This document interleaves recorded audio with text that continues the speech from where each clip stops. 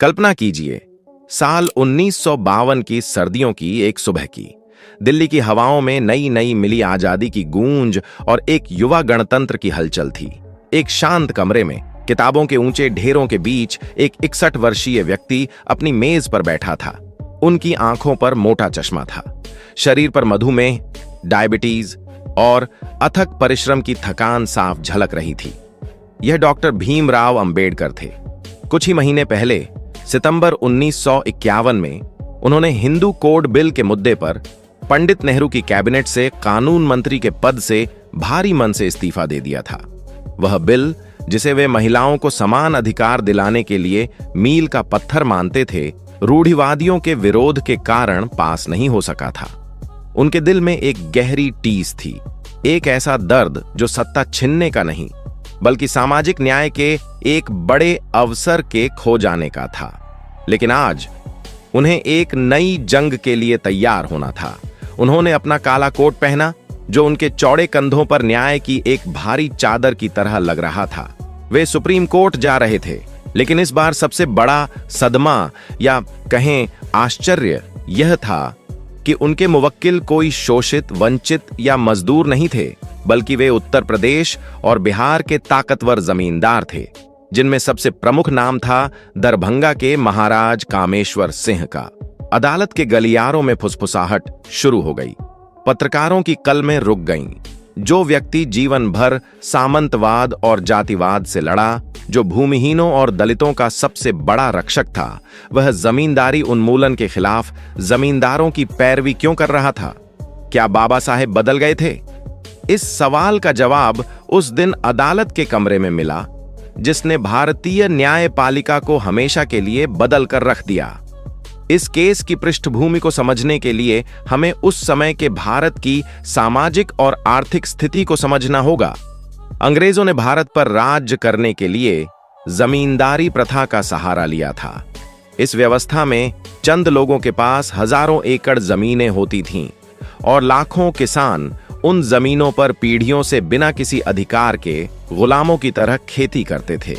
जब 1947 में भारत आजाद हुआ तो नई सरकार, विशेषकर कांग्रेस का सबसे बड़ा वादा भूमि सुधार था। उद्देश्य साफ था, जमींदारों से जमीन छीनकर उसे उन गरीब किसानों में बांटना जो असल में उस पर पसीना बहाते थे।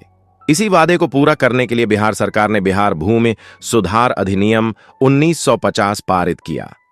उत्तर प्रदेश और मध्य प्रदेश ने भी ऐसे ही कानून बनाए।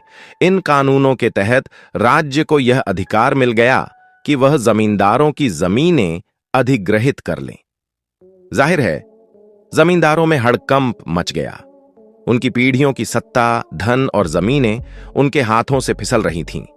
बिहार के सबसे बड़े जमींदारों में से एक, दरभंगा के महाराज कामेश्वर सिंह ने इस कानून को पटना हाईकोर्ट में चुनौती दी।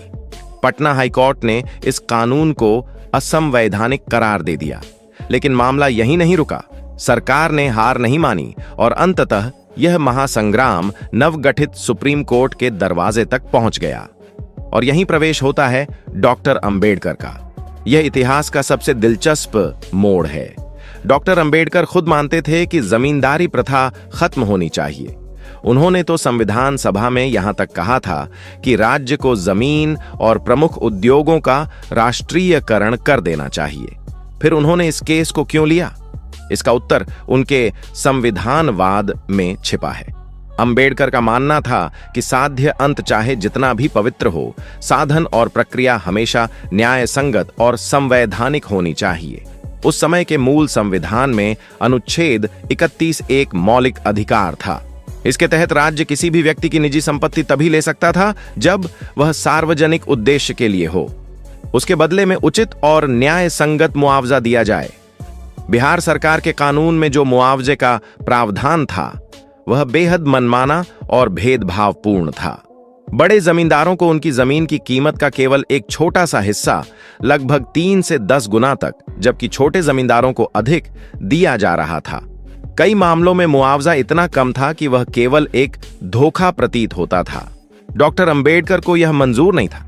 उनका तर्क था कि अगर आज राज्य सरकार किसी अच्छे उद्देश्य का बहाना बनाकर बिना उचित मुआवजे के कुछ अमीर लोगों की संपत्ति जब्त कर लेता है, तो कल यही राज्य सार्वजनिक उद्देश्य का नाम लेकर किसी गरीब, अल्पसंख्यक या दलित की झोपड़ी भी बिना मुआवजे के छीन सकता है।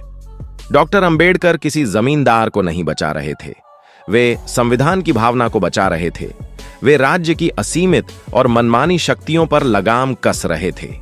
उनका मानना था कि अगर सरकार को जमीन लेनी है तो उसे बाजार भाव के अनुसार या एक तर्कसंगत फॉर्मूले के तहत पैसे चुकाने होंगे। डकैती को कानून का रूप नहीं दिया जा सकता। सुप्रीम कोर्ट में सुनवाई शुरू हुई।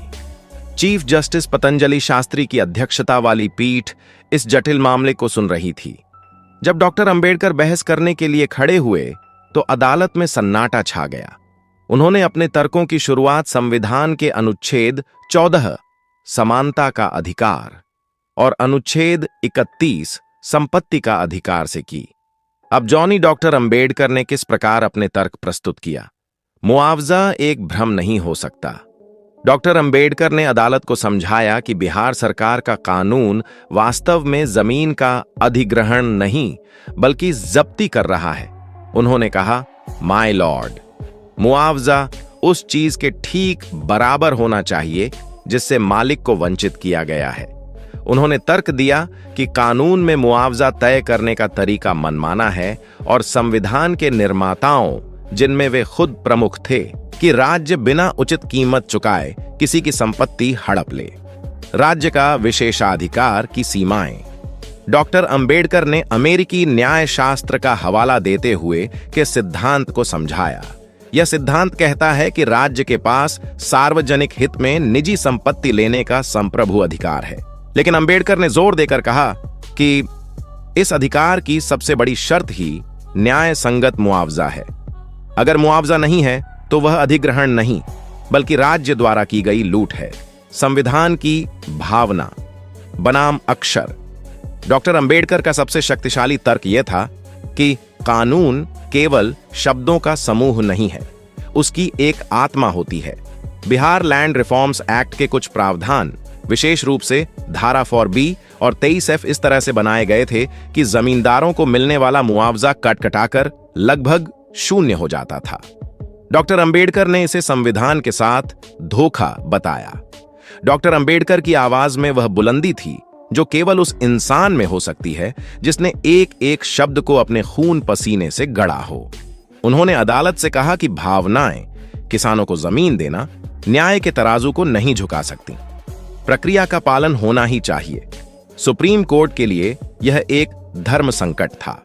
एक तरफ सामाजिक न्याय का तकाजा था कि जमींदारी खत्म हो, दूसरी तरफ मौलिक अधिकारों का दबाव था। अंततः सुप्रीम कोर्ट ने एक बेहद संतुलित फैसला सुनाया। अदालत ने बड़े पैमाने पर बिहार भूमि सुधार अधिनियम को संवैधानिक ठहराया और माना कि जमींदारी उन्मूलन सार्वजनिक उद्देश्य के लिए है। लेकिन डॉक्टर अंबेडकर की जीत कहां हुई? सुप्रीम कोर्ट ने अंबेडकर के तर्कों से सहमत होते हुए अधिनियम की उन धाराओं जैसे धारा 4B और 23F को असंवैधानिक करार देकर रद्द कर दिया, जो बिना उचित मुआवजे के संपत्ति हड़पने की कोशिश कर रही थीं। अदालत ने माना कि राज्य मुआवजे के नाम पर लोगों के साथ धोखा नहीं कर सकता।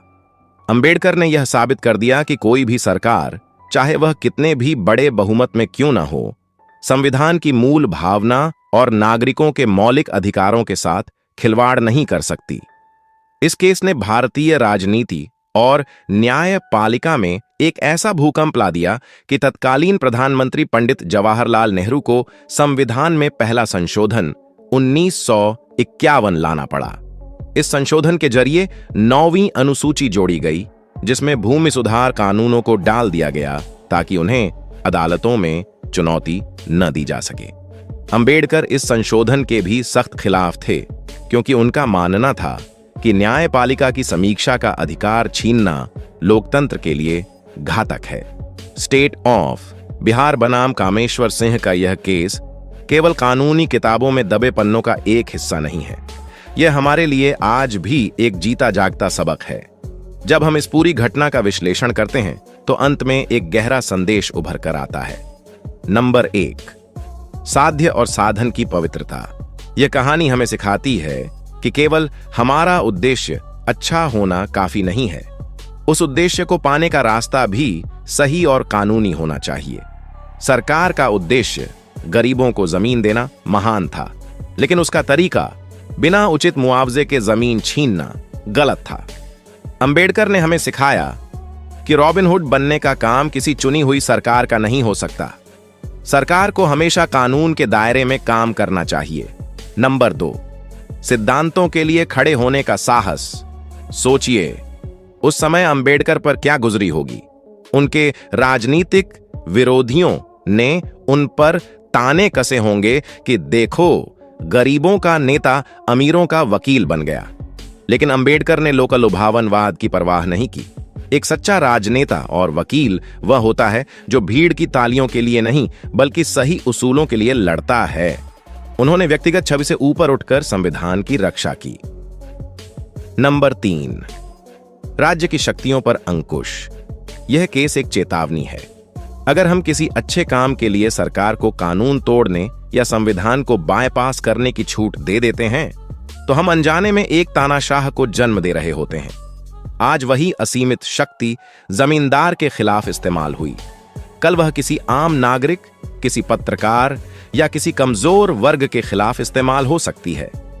अब अंत में डॉक्टर BR अंबेडकर का 1952 के उस सर्द दिन अदालत में खड़े होकर जमींदारों के लिए लड़ना वास्तव में जमींदारों के लिए लड़ाई थी ही नहीं। वह लड़ाई मेरे, आपके और इस देश के आने वाले हर नागरिक के अधिकारों के लिए थी।